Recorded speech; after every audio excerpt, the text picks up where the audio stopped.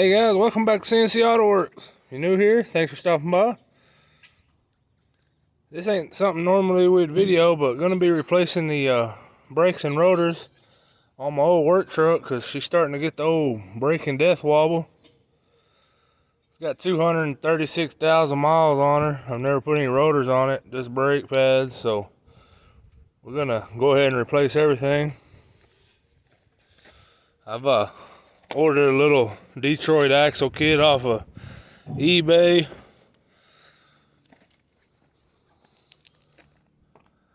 I'm gonna get this thing open. Got all my wheel bearings and stuff from Napa, my seals. I'm gonna be using this little deal to grease all my bearings. You can actually pack these bearings by hand.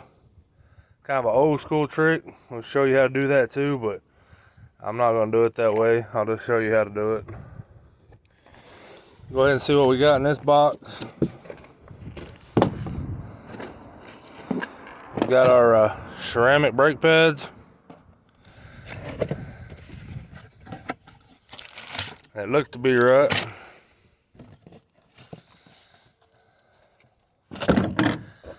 And we've got these rotors in here. Maybe I can get them out. Oh, I can't get it out with one hand.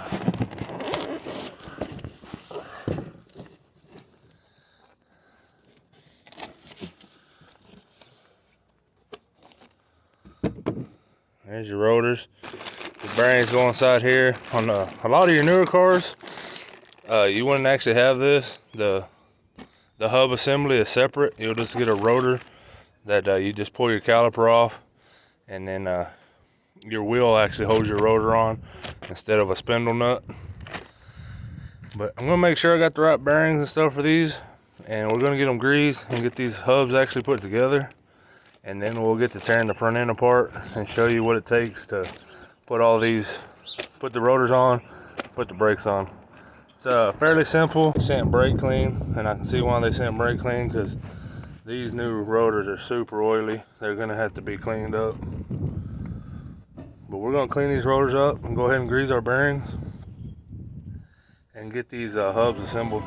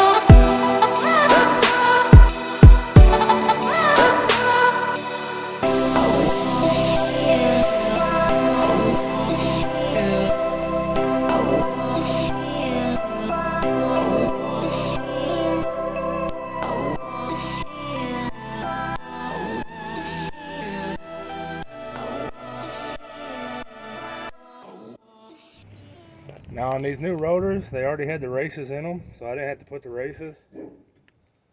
But normally I just use a punch to knock the races out, and then I just use a race driver like these and knock the new races back in.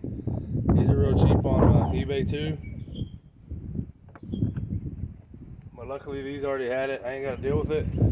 And if you don't have one of these, you can get these at O'Reilly's, AutoZone, whatever part store, Pep Boys, Advance. But if you don't have one, you can just put a little grease in the palm of your hand, and then you can just do this little motion, and then turn your bearing, and it'll pack grease into these bearings. Do basically the same thing that tool's doing, but you're just doing it by hand.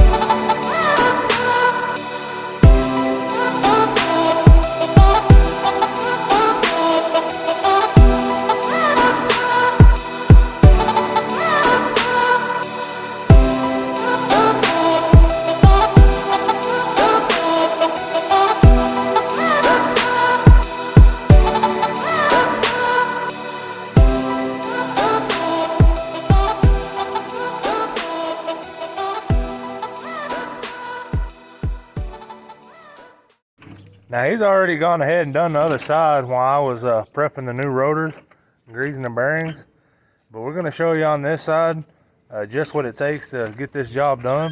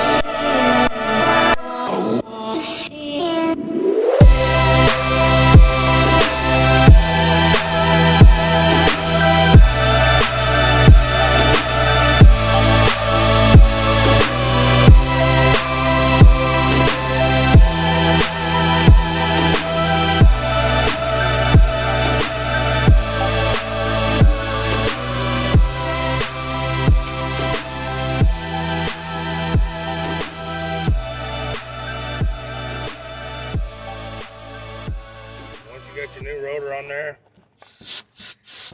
You're gonna want to take your new, while you're clean up your nut, go ahead and put it on there.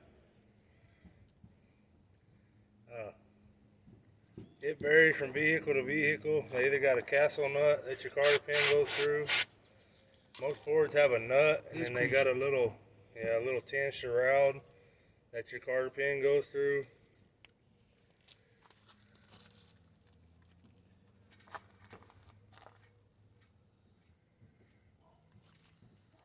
Now when you tighten this nut, you just want to tighten it all the way and then back it up back to one of the little castle holes.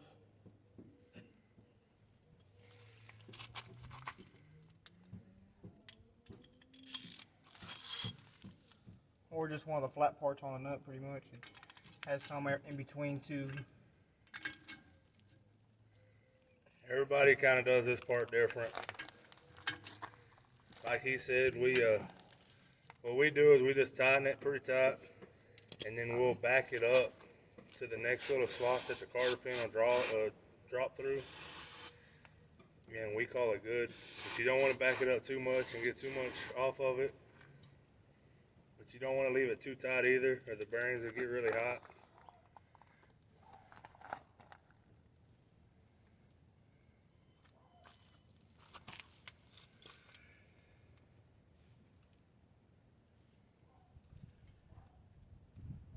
Now you see I'm on a carter keyhole, so I want to back it up just like a little bit.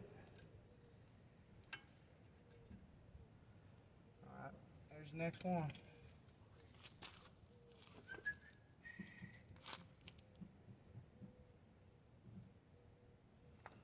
When you're doing this, the key is to do it on dirt so you get as much dirt in them bearings as possible. Yeah, that's what you really want to do. The more dirt, the better. No, we're just playing, guys. You really want to try to keep this as clean as possible. We just have to do it in the dirt because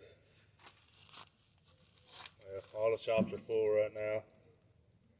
Building a new shop, but we can't get in it, so we're stuck out here in the dirt.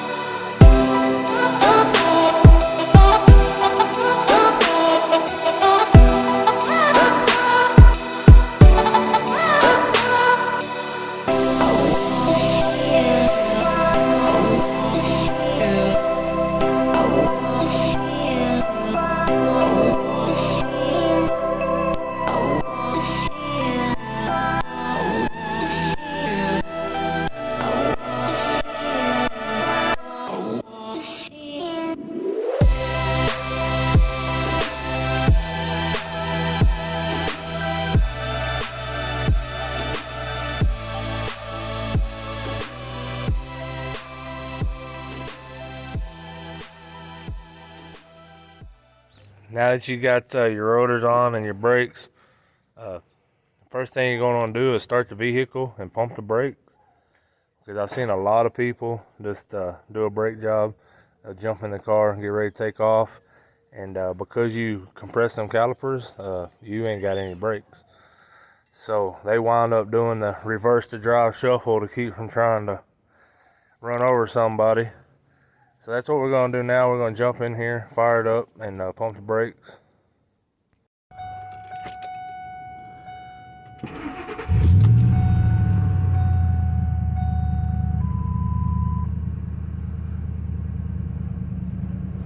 See, brakes went straight to the floor.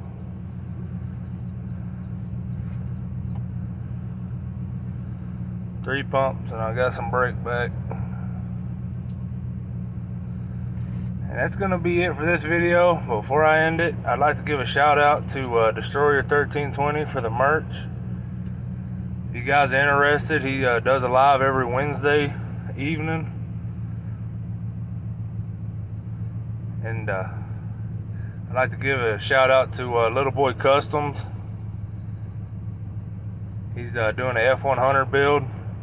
I had a really good friend of mine stop by yesterday that I went to school with. And he's wanting to build a F100, 71 F100 bump side for his son. He's got a 15-year-old son. He wants that to be his first vehicle. So hopefully we'll get to be building the F100 soon. They were really impressed with the F100 that we have. So he's kind of wanting us to build it, hopefully. And then a shout out to 615 Customs. If you guys got any photos of your vehicles or whatnot that you want cartooned, you can find him on Instagram. And he also has a YouTube channel where he displays all of his artwork. He's a pretty cool guy. And for you that were interested in our 351 build, you can check out Half-Ass Garage. He's building a 360 right now. Looks like a very nice build. Looks like he's got a lot of money tied up. He's got a lot better parts than what we got in this 351. That's it for this video, guys. Until next time, we'll catch y'all later.